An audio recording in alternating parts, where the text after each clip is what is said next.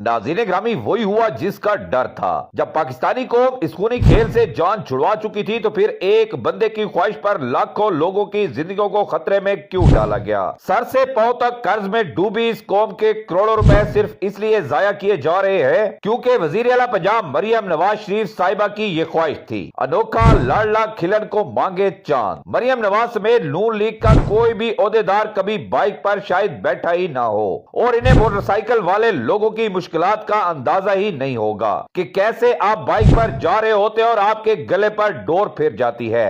अवाम को सवाल करना चाहिए कि आखिर इस मुल्क में जब गरीब गुर्बत की लकीर से नीचे जा चुका है और लोगों के पास 2 वक्त की रोटी नहीं है तो इतनी क्या जरूरत पड़ गई थी बसंत मनाने की। और बसंत भी कोई इस्लामी त्योहार नहीं, ना ही कोई खेल है। ये एक ऐसा घिनौना शौक है जो न जाने कितनी जिंदगियां निगल जाएगा। बसंत की पहली रात के नताइज पूरी कौम और दुनिया के सामने आ चुके हैं। तफसीलात के मुताबिक लाहौर बसंत की पहली रात 25 साल नौजवान अली रशीद कटी पितंग पकड़ते हुए करंट लगने से जाँ भाग, जबकि बाइक पर हिफाजती राड के बावजूद डोर से जख्मी होने, डोर फिरने और छतों से गिरने के बायस 3 कमसिन बच्चों समेत अब तक 10 अफराद जख्मी हो चुके हैं। लाहौर DHA 5 में पितंग की डोर फिरने से 21 साल राफे तनवीर और गुलशन रावी में 45 साल शबीर जख्मी हो गए। दोनों को तिब्बी इमदाद के लिए अस्पताल मुंतकिल कर दिया गया है। दोनों मोटरसाइकिल पर घर जा रहे थे। बाइक पर हिफाजती राड भी लगा हुआ था। गुलशन रावी के इलाके में 8 साल अरहा को गले पर डोर फिरने से जख्मी हालत में अस्पताल मुंतकिल किया गया।